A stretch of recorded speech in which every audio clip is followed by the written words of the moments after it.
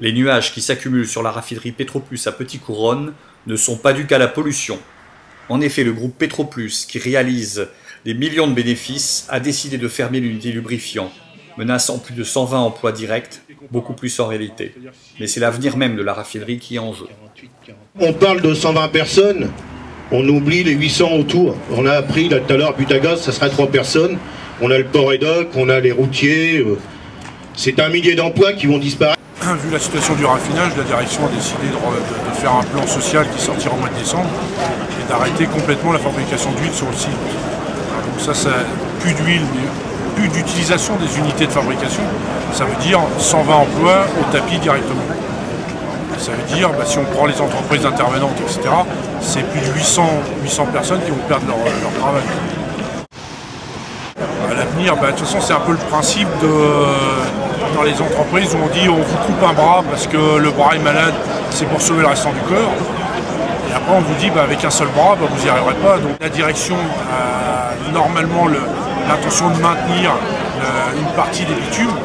Sinon, ça voulait dire, si aujourd'hui on arrêtait les bitumes en même temps, toutes nos spécialités s'en allaient et ça veut dire on est mort. On ne peut pas être concurrentiel avec seulement les carburants. On ne peut pas dire d'un côté il faut défendre le raffinage en France ou en Europe et de l'autre côté de dire on vous taxe au maximum, c'est-à-dire on vous demande de diminuer les rejets, de respecter la sécurité par des PPRT, etc. Et de l'autre côté laisser nous concurrencer avec des produits d'importation venant de raffineries où il n'y a aucun respect de l'environnement et à qui on ne demande absolument aucun compte sur la sécurité. Donc ce qu'on a demandé, c'est pas des lois protectionnistes, c'est de dire on veut une égalité de traitement, c'est-à-dire qu'on soit comparé à ce qui est comparable. C'est-à-dire si eux ne respectent pas les normes, qu'on mette les taxes dessus, qui les ramènent au même niveau que s'ils avaient respecté les normes. Ça les amènera peut-être à les respecter ces normes-là. Maintenant que le personnel a voté le mouvement, on part sur une grève, au moins jusqu'à jeudi, pour le temps de voir le PDG. Le CE comme le CHS vont lancer des expertises, que ce soit économique ou sur l'organisation de l'entreprise. On a rendez-vous ce soir avec Thierry Foucault. On a rendez-vous lundi avec une députée européenne. On a rendez-vous avec Rufnac. Même si on n'a peut-être pas grand-chose à en attendre. Au même titre qu'on a demandé à voir tous les candidats aux élections présidentielles, parce qu'après tout, comme on a dit, c'est une décision qui est politique.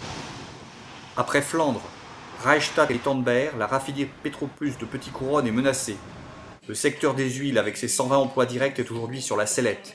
Malheureusement, les uns après les autres, avec plus ou moins de résistance, les sites ferment. Les patrons imposent leurs objectifs. Alors que le chômage ne cesse d'augmenter, il n'y a pas de bon plan social, car toute suppression d'emplois viendra de toute façon ajouter des chômeurs aux chômeurs.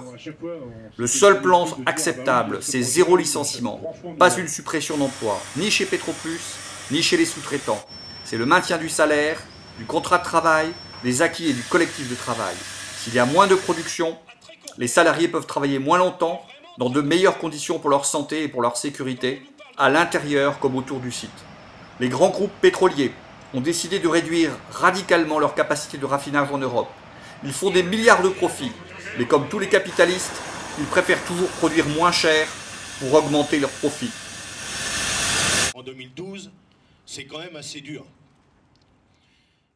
Les questions du raffinage, du pétrole et plus généralement de l'énergie concernent toute la société pour garantir à tous et à toutes l'accès à l'électricité, au chauffage, au transport, alors que ces factures ne cessent de s'alourdir. Il s'agit aussi de garantir un avenir à l'humanité, donc de réduire les émissions de gaz à effet de serre, responsables du dérèglement du climat et des catastrophes écologiques et humaines, de préparer la sortie des énergies fossiles et du nucléaire.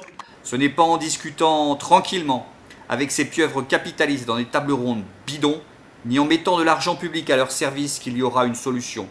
A l'inverse, le raffinage, comme l'ensemble de la production et la distribution de l'énergie, doivent être gérés dans le cadre d'un grand service public de l'énergie, en réquisitionnant les grands groupes comme Total ou Petroplus, et en définissant avec les salariés, sous le contrôle de la population, une politique d'énergie, d'économie d'énergie, de développement des énergies renouvelables. En février puis à l'automne 2010, nous avons constaté à quel point une grève totale des raffineries peut faire peur au gouvernement et aux patrons. Avec le soutien de la population et des autres salariés confrontés aux mêmes menaces de fermeture, il est possible d'interdire les licenciements.